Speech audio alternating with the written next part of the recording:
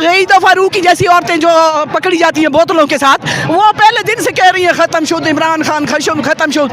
ये उनको वो तकलीफ नहीं है, वो जो घड़ी वाली बाजू इनको इमरान खान ने दी हुई है ना, तकलीफ उसकी है।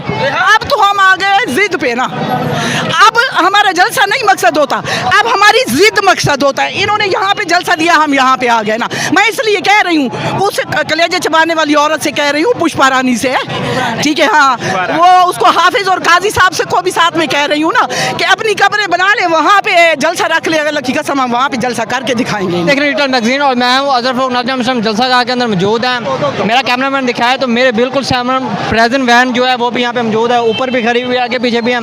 मैम डर खौफ नहीं है, प्रेजेंट वैन ना ना ना ना ना, डर खौफ खत्म हो गया, डर खौफ खत्म हो गया हुआ। जब से जेलों से आए ना, डर खौफ हमारा खत्म हो गया। अब तो हम जान हथेली पे यूं लेके फिर रहे हैं ना कि या तो ये पकड़ के जेलों में डालें या मार दें। मैं जज पे पेश हुई थी ना, जब इन्होंने